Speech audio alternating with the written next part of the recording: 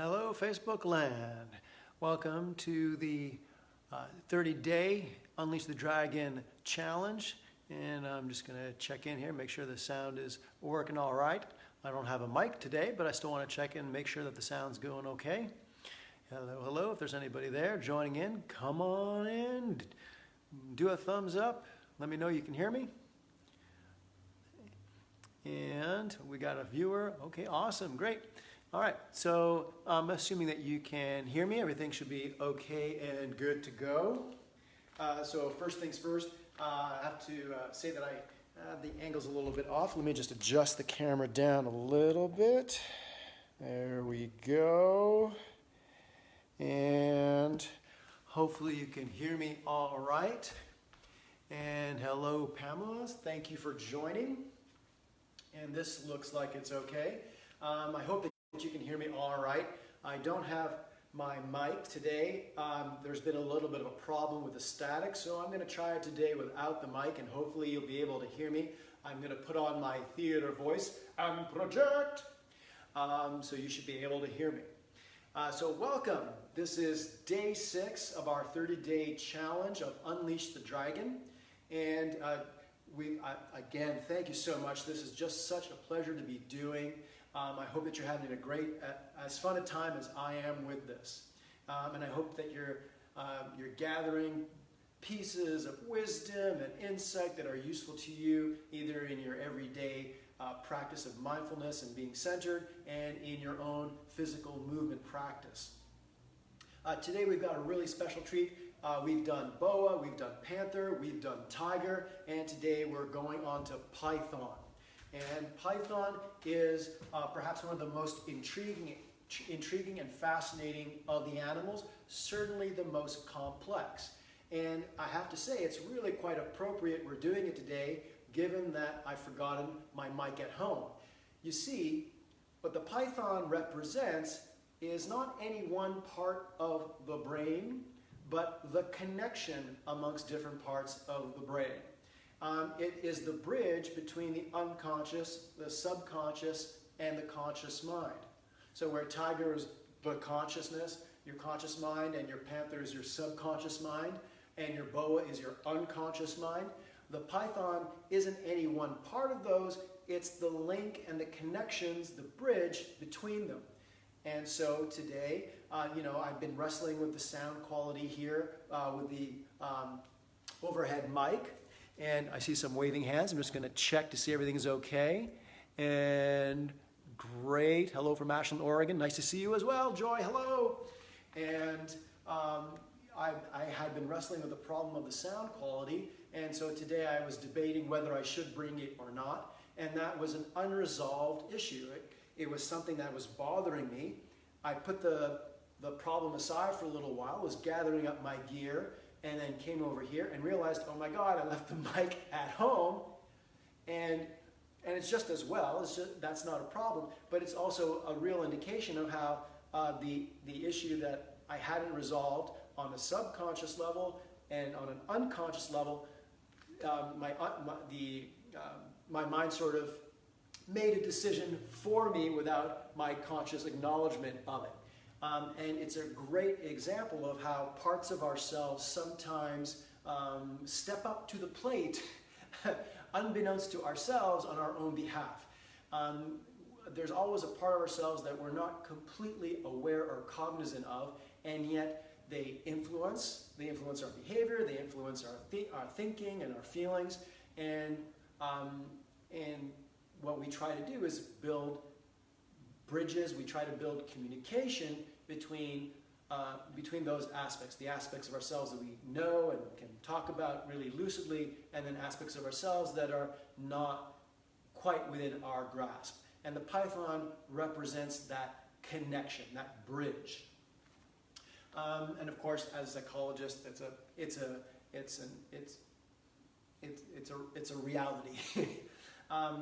So let's get into the python. So we're going to do our regular sandwich structure. We'll do the bow for the python. I'll talk a little bit about its personality, the aspect of mind that it represents, the aspect of the physical body that it represents, the quality of its motion. I'll talk about its personality, preferences, what kind of food and music it likes, and we'll do the bow, and then we'll get into an alignment exercise, and then we'll go back to the bow and see how we feel. So let's get into it. So with the bow, well, actually, let's talk a little bit about the Python first. So the Python, we talked about what it represents in terms of your mind cognitively. It's the link between the unconscious, subconscious, and conscious parts of your mind. And in terms of your physical anatomy, just as it represents your skeleton. So it's about structure. It's about moving from the point of view of your skeletal system. So if you didn't have muscle and you could just will your bones to move around, how you would move would be how the python would move. Is the quality of movement that the python exhibits. And so it represents structure. It's also very close to boa in terms of it also representing the breath. So the boa and the python share that in common. But where the boa will simply breathe and let things pass, yielding and surrendering to them, the python is a bit different. It breathes and it observes and it watches for a pattern, and once it detects a pattern, it has to manipulate it. And the breath acts as a sort of archetype of patterns. Everything breathes. Everything has cycles. And what the python likes to do is observe the natural cycles and then interrupt them with a deft manipulation. It likes to just tweak something just enough that it trips up or traps things. So that's the approach that Python has. The Python, in terms of intellect, it's not any one part of the mind. It's not really a cognitive skill. It's really a set of skills. If you were to name it, if you were to give it a term, it would be research methods. It would be the process of observing and testing, observing and manipulating in order to test your ideas. So it's that aspect of our human nature. The way that the python likes to move, so where boa is billowy and soft, where panther is resilient and springy, where tiger is muscularly powerful, python is loose. It works off of whips and centrifugal forces. It's basically like a series of sticks connected, or staves that are connected by leather straps. And when it moves, it whips around. And there are many elements, there are many other martial arts that are similar in this way. And a little bit, you find this a little bit in Systema. It's not as loose a wave as in Systema. There are other kinds of kung fu's, snake styles, where there's like a really lax kind of whipping quality where your whole body gets into a strike or a push across or a push, and you're just basically transferring force from your center through your limb, and you're not really generating a lot of power in the muscular sense. You're basically connecting your limbs to your center, and that's where the power comes from. So that's a little bit about the background. So with Python, again, it's in terms of personalities, it's a generalist extraordinaire. So the Python is the kind of person that loves to play crossword puzzles, loves to play chess. He's an expert on almost everything, or she's an expert in almost everything. So they have a very broad and deep general knowledge. They are strategists, so again, they like to play chess. They make great lawyers. What they like to do is understand a system and then manipulate it, and then work it to their advantage or the advantage of the community. But what they do is that they leverage a system. They understand the natural forces at play, and then interrupt it or manipulate it, push it at a strategic moment, at a strategic location, in order to produce a desired effect. That's the kind of mindset that the Python has. Okay, so that's a little bit about the personality. Let's get into the bow. So let's take a moment and feel. This is our before picture. And take a moment, feel what your body feels like. I hope that you can hear me all right. If you need me to speak a little bit louder, let me just check in with you. And let me just see if you can hear all right. I waved apparently. And okay, looks like everything's, yep, yay sound. Okay, good. Hello, thanks Val. Hello, Ecuador. Good, I'm glad that the sound is better. That's what you do when you just give up on technology. Everything goes much better. Don't you agree? Okay. All right, so let's get into the bow. So we take our little before picture. Feel how your weight is distributed over both legs.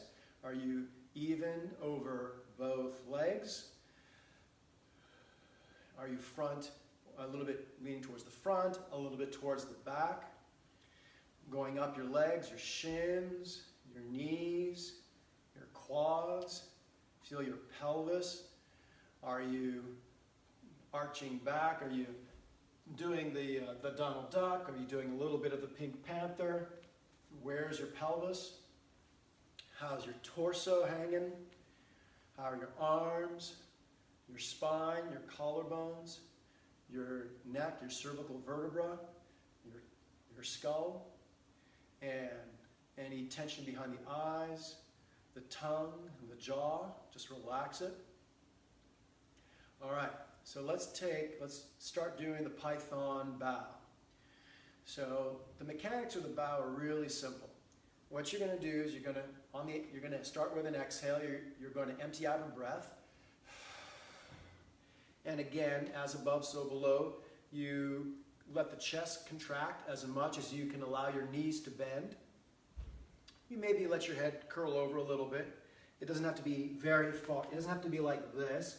You don't want to put unnecessary strain on your lower back. You want your head to be above your knees. And again, that kind of checkpoint is if somebody put their hands on your shoulders and they push down, they would just be dribbling you. You'd be bouncing, you'd be like a loaded spring.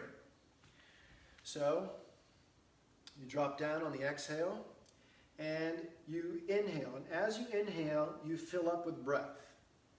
You fill up the lower back, middle back, upper back. And as you're inhaling, your arms are rising up towards the sky. You fill up with breath. Take a little step back here. You fill up with breath. You hold the breath. And you rise up onto the balls of your feet and then land back down. Now don't do it too hard, but the idea is that when you jolt, you feel the reverberation from the jolt travel all the way through your skeleton. So you jolt, you land your heels into the ground, and then you begin the exhale. As you begin the exhale, the hands come down the midline of your body. We're coming down the midline of your body. And around here, you sort of tilt the hands down a little bit. And imagine a letter J. And your hands follow the curve of the J. And they rock up a little bit. And then they follow that letter J back. And they return the way they came. And then the arms come back. And you holster them. That's how I think of it. The hands come down the side. So that's one cycle of the breath. The hands come down the side, you follow down, you relinquish, you relax a little bit, and then you come back up to a stand, and that's one full breath cycle, and then you start again. And so you drop, You inhale, you're breathing in. The hands rise as you curl up. The palms are facing one another. You strike the ground with your heels, and then the hands come down. They go down the dip, rise up the dip, and then fall back down that dip.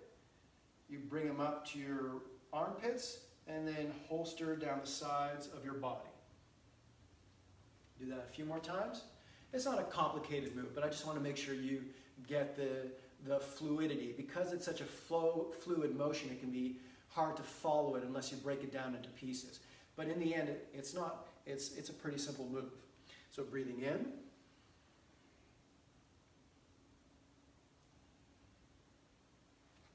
Sorry about that. Here you go. Palms are facing each other. Bang the heels into the ground, and then the hands drop down.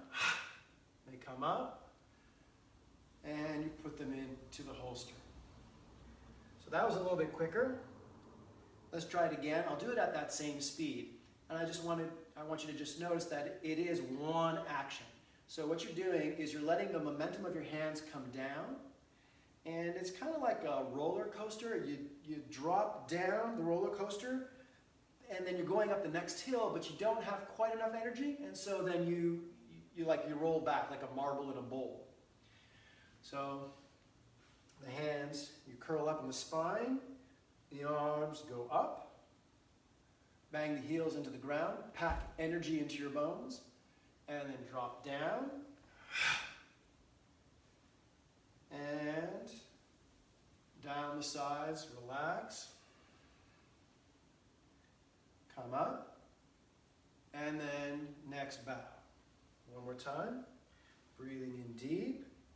Fill up.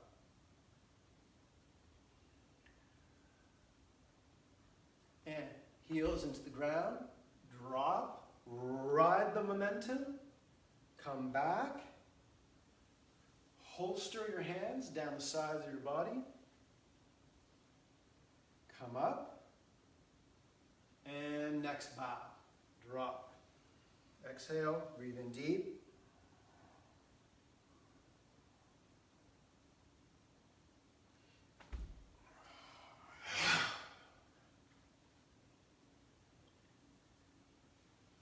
And drop. One more time. I'll just come a bit closer so my hands will be cut off, but hopefully you can see a little bit more here in this section. And I'm finding my skeletal system. I'm finding my breath.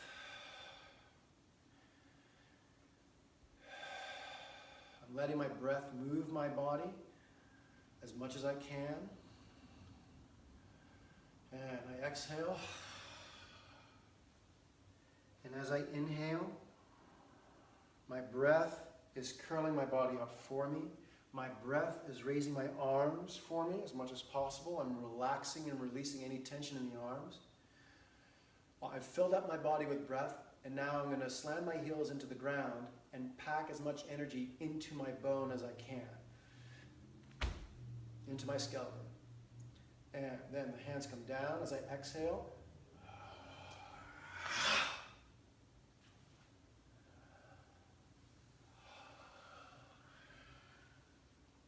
Curl up. And one more time. And inhale.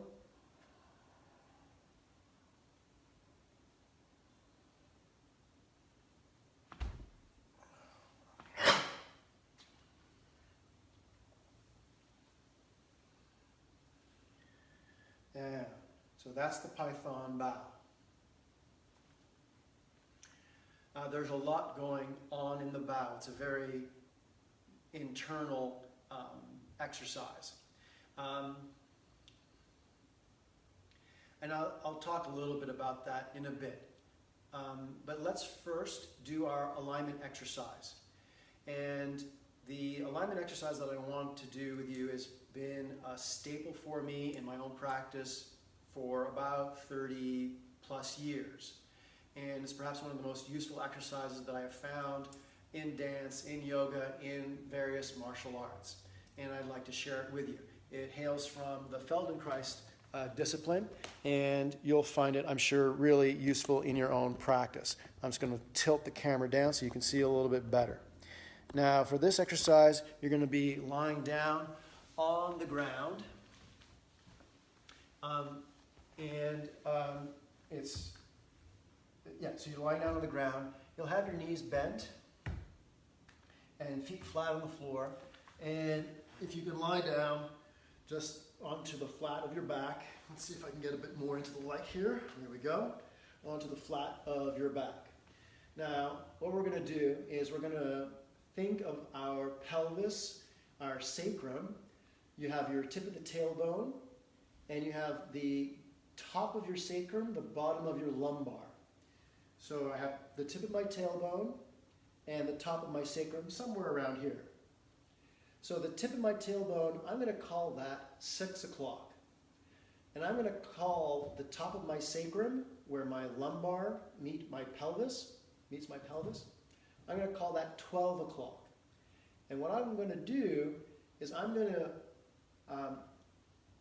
roll my pelvis from 12 o'clock to 6 o'clock as smoothly as I can do it.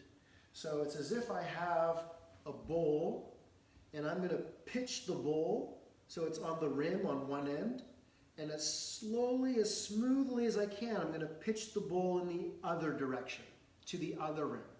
And I'm going to try and draw as straight a line as I can along the dome. And there's no points for crunching, there's no points for how fast you do it. What you want to do is relax your muscles as much as you can along the way.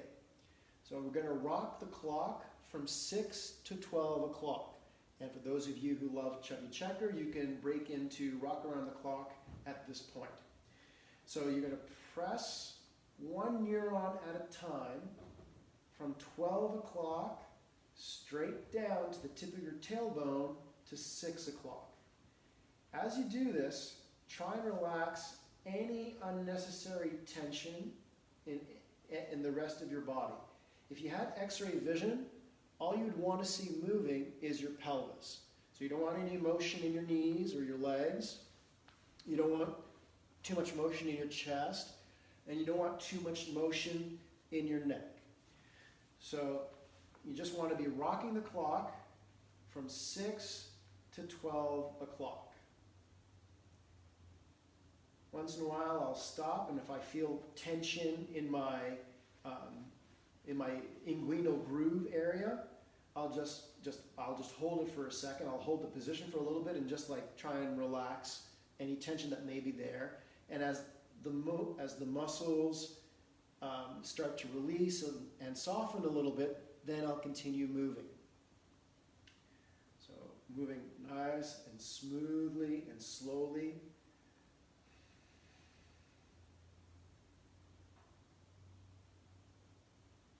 If I had a string of sand grains making a straight line, I'd be trying to push each grain of sand individually into the floor between the top of my sacrum down to the tip of my tailbone.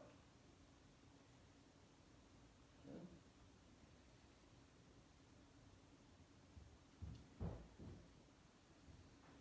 So keep doing that. Okay, and now let's rest for a second. And normally what I do is I do quarter circles, 1/4 circle at a time around the clock. But let's just do the whole circle in one direction, just in the interest of time. So start over at 12 o'clock at the top of your sacrum. And what you're going to do is you're going to go around in one direction. We're going to do both, so it doesn't matter which direction you pick. But you're going to imagine that you're at the top of your clock at 12 o'clock, and you're going to go minute by minute, second by second, around the clock, pressing that part of the clock into the floor. And as you do that, again, leave your knees, let your legs be neutral. So don't let them go side to side. Keep letting the kneecaps point straight up towards the ceiling. And move the pelvis around in a circle. So again, if I had a bowl, what I'd be doing is I'd be rocking the bowl along its rim. Okay? So you're rocking the bowl 1 minute at a time, 1 second at a time. And as you do it, you keep trying to relax any unnecessary tension.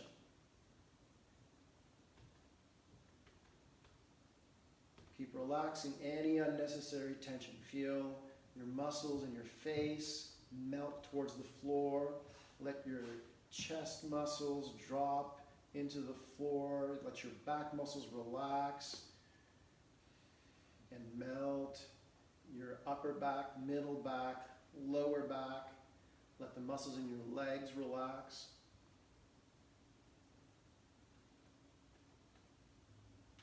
Good. And circle around the clock, rock around the clock. Okay, good.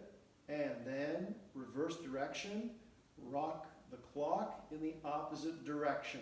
So if you went clockwise before, go counterclockwise now.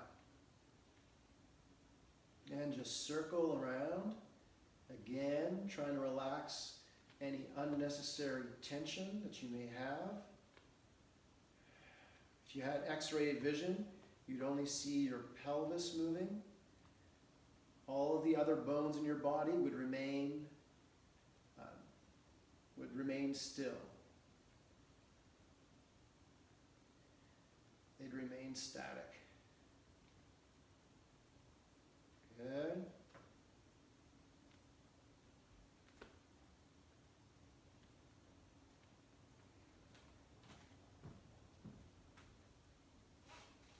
Good.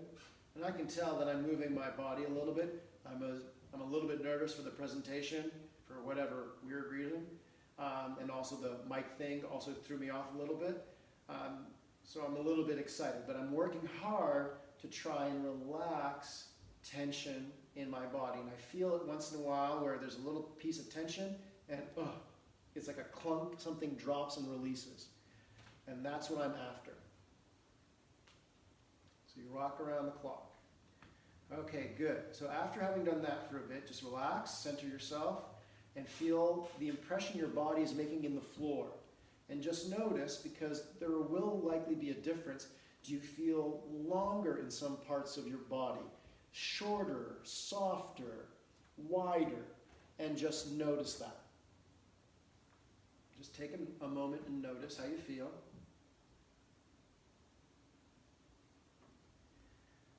And what we're going to do is we're going to curl up to a stand. So roll over into your side into fetal position. And come to a kneeling position, squat, and curl up, stack one vertebra on top of the other. Maybe let your pelvis press forward a little bit first and then curl up. And I'll just adjust the camera. There we go. That might be a bit high. No, it's not too bad. Okay. So feel what your body feels like now. And for myself, what I feel like is like my pelvis is like one big bowl. And my spine is like just being resting in the middle of that bowl. So that's the kind of kinesthetic picture that I have. And just feel what you feel like. And let's do the Python bow and see how it differs. So, dropping down, exhale, and curling up.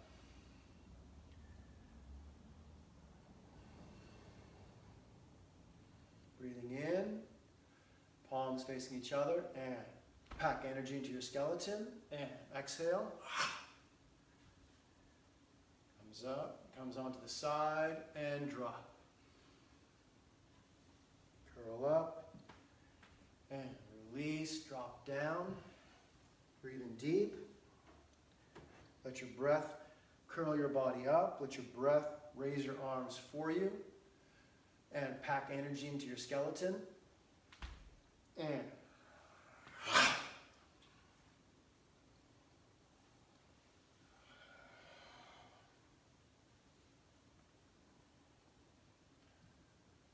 one more time, exhale. Breathe in deep.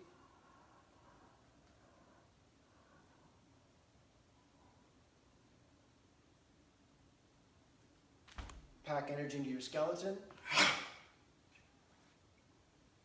One more time. Drop. Curl up. And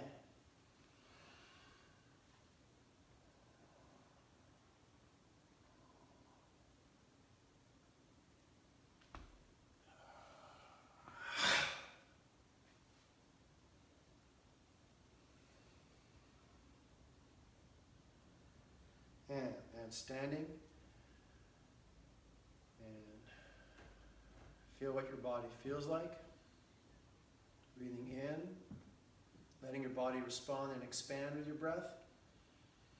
And as you exhale, relaxing, letting your body deflate and stack on top of itself as you exhale.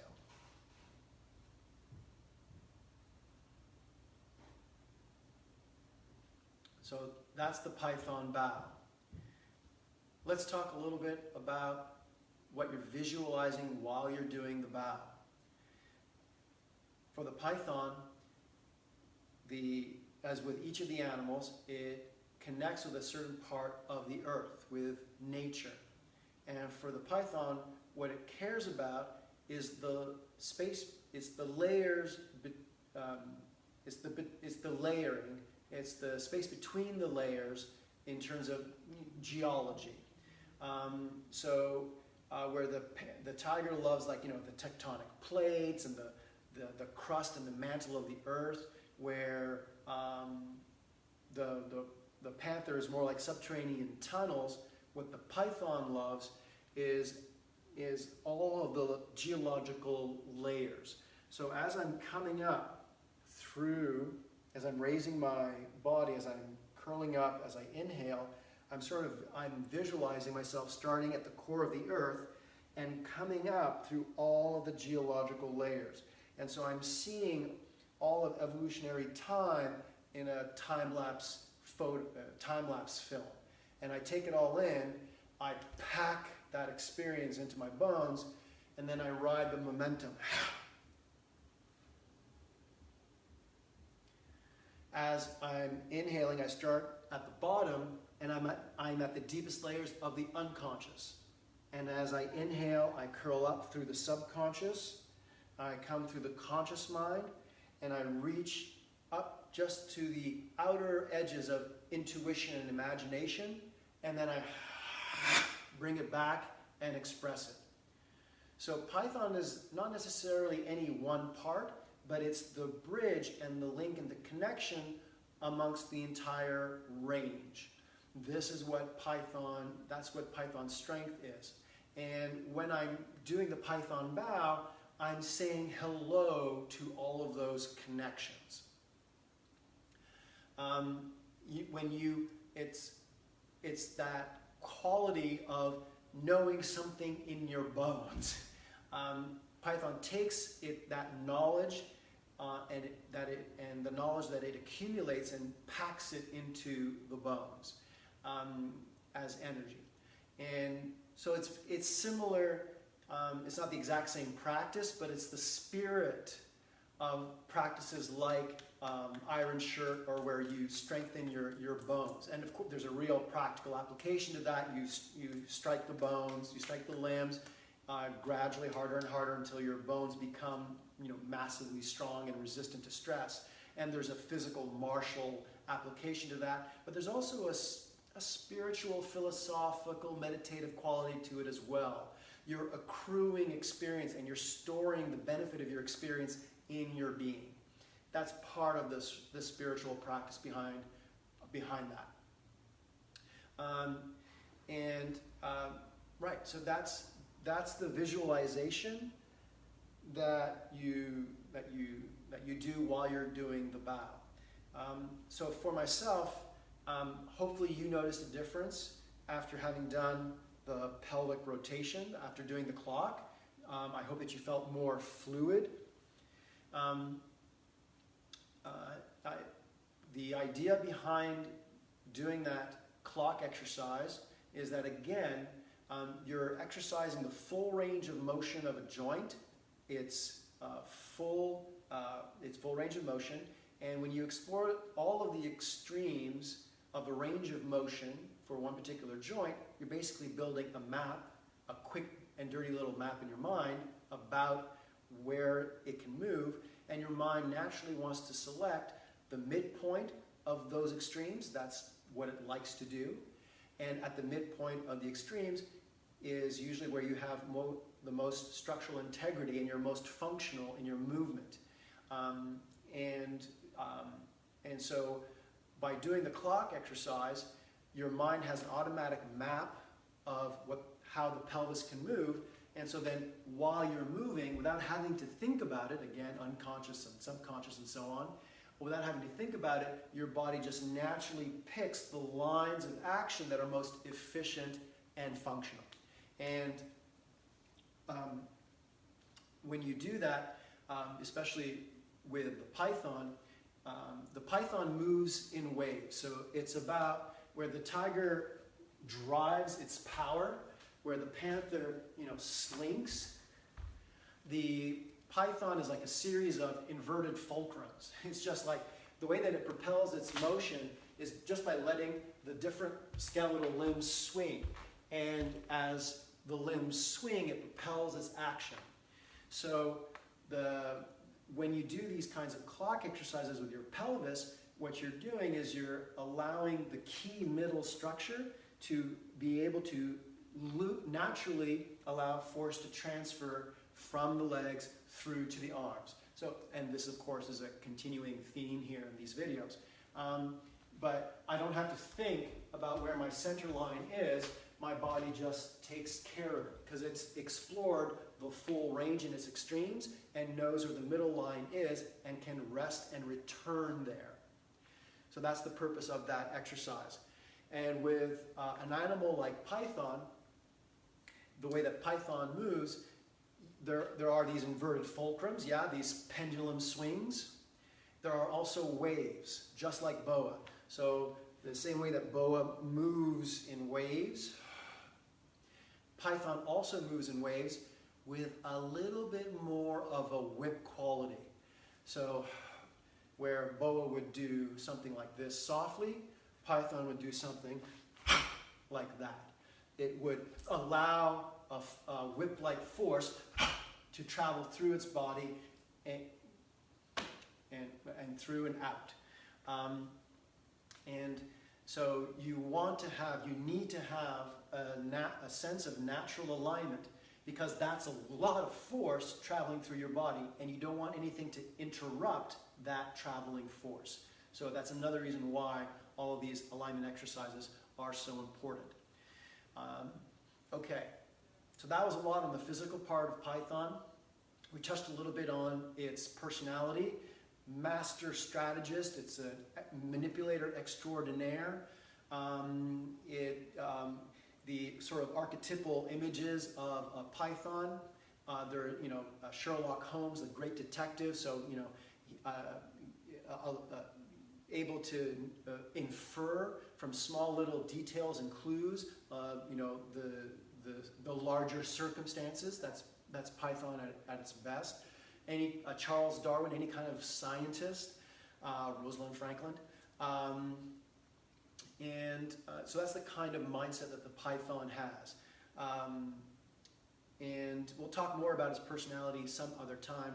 But again, if you want to internalize the character of python, the kinds of flavors that python likes. So when it comes to music, we're talking about music like jazz, where there's a lot of intercutting, syncopated rhythms. The patterns are complex and just slightly off kilter, just to keep you interested. In terms of food, it's not any one kind of particular food, but what Python would do is it would put a dish together that was optimally designed, for nutritional value. So you'd have your protein this, your nutritional supplement that, the vegetable fiber this, the so on and so forth. And it would be in a restaurant that is, beautiful cutlery and dish presentation, and dishes, lovely like nouveau cuisine design of how the dish is presented in a lovely setting. Everything would be layered. Again, that theme of layering with Python. In terms of movies and books, Sherlock Holmes, great detective stories, or nonfiction, science if you will, that is really great at creating a whole and integrated picture. So, things on, political history.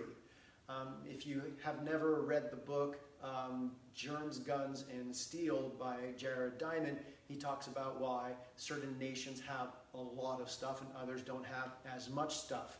And what he describes there is a sort of historical progression that that has led every nation going from the east to the west to have a period of incredible abundance. And anyway, so he's got that historical, geopolitical kind of perspective. These are the kinds of things that Python revels in, and it goes for complexity. And so those are the kinds of characteristics it likes. Clothing, anything camouflage. Python doesn't want to stand out. So it will be in the middle of everything, observing and watching, but undetected. And at some point, innocuously, without even being noticed, it'll flip a switch somewhere. It'll trip somebody and make a whole cascade of events happen. Hollywood movies love Python characters. So it's that kind of thing. Okay, so let's stop here for today with Python. You got a general introduction. And tomorrow we'll do a little bit more alignment, spinal alignment with Python. We'll talk a little bit more about the character and the quality of motion. I hope that you've enjoyed this presentation. And again, thank you so much for being here. And we'll see you tomorrow, same time, same channel.